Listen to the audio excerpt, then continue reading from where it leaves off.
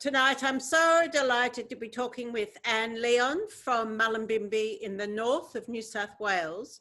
Hi, Anne. Lovely to talk to you too. And you'll see a reflection of yourself just behind me.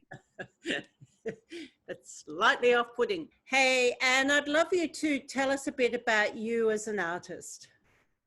Thanks, Anne. I don't really know where to begin except to say that focusing on textiles has been a major part of my artistic journey. And thanks to Anne Kempton, thanks to you, Anne, we've had over the years a great opportunity to share the joy that I've discovered over discovering a genre, several genres really, of textile art. And that ranges from screen printing to natural dyeing to indigo and discharge printing and combinations of all kinds of things that one probably shouldn't put together. But that's been part of my joy in my creativity.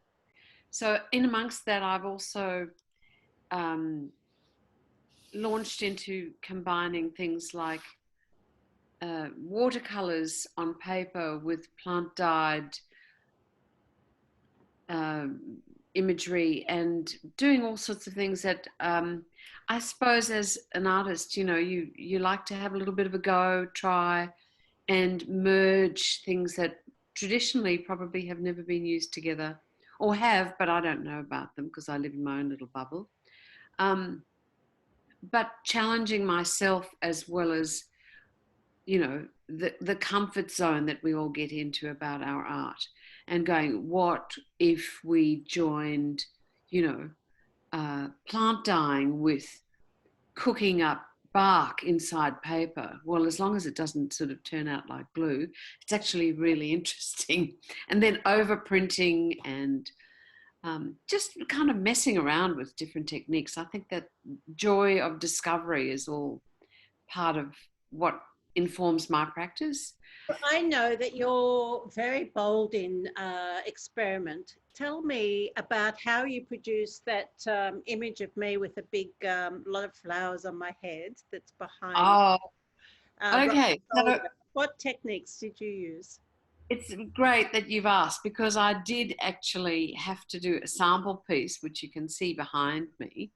And I was very nervous about it because I have a great respect for what you've provided for people like me, a platform to, you know, put our work and so on, but also doing a portrait of you.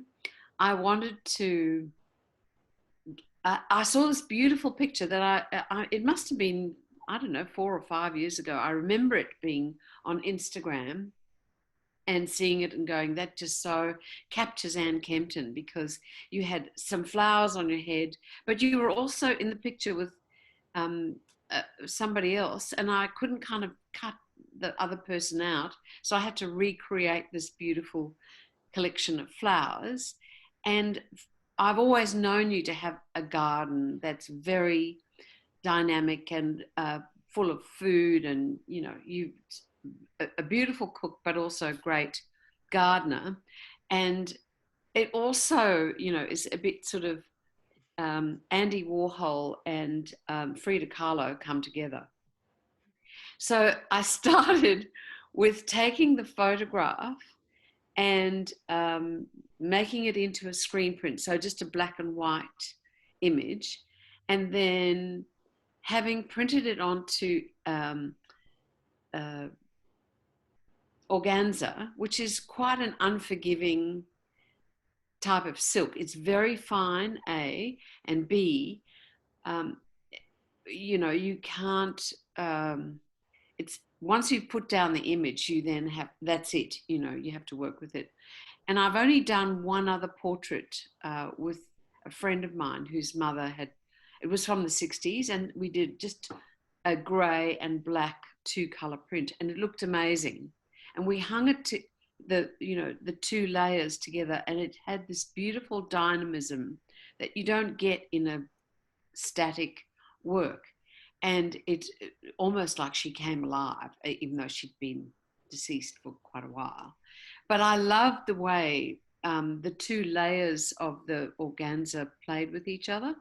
One was like a lighter shade and, you know, gave shadow, and the other one was the dark sort of black.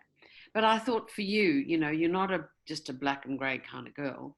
You are colourful and interesting, and the headdress, it was kind of an exaggeration of the one that you had on the day that the photograph that I've based this on was created. So I actually I bought some beautiful flowers and made myself a headdress, then photographed it on, what are those things called that you make hats on? A hat stand. So I put it on the hat stand, photographed it, and then we turned that into a screen print. And then once I'd printed that on, in combination with your head, I then hand colored the piece with this amazing, sort of like a dye, but more like a concentrated water-based ink, I suppose, that was created by another woman called Anne, would you believe, in Toowoomba, who makes these beautiful concentrated inks that you can dilute. But once I painted the black, which gave me the outlines, I then hand colored with this beautiful, almost like watercolor, but a combination of watercolor and ink. Then when it's dry, you just heat set it, and basically you can wash your image without it kind of losing any intensity. So I had to do a trial, and that's why I've got two of you. And you have a second sheet that's eco-dyed behind the one in the gallery. Yes, so, you know, it's all very well to have a picture of yourself standalone, but I wanted you to be framed. I did another piece so that they would be like a shadow, not a shadow, but just a background that gave you some presence. I mean, I would have loved to put a beautiful chair with diamantes and things around it, but it was a bit over the top. So I like the idea of making it a garden, because that's, whenever I've seen you and come to visit you, you have this beautiful garden. And so I thought a frame of flowers would be the perfect thing to surround you and give you kind of that sense of space, a place in space. So thank you for choosing me, Anne. And yes, it's up and hanging, and I love the exhibition. It's such a strong exhibition to celebrate all these fabulous fibre artists.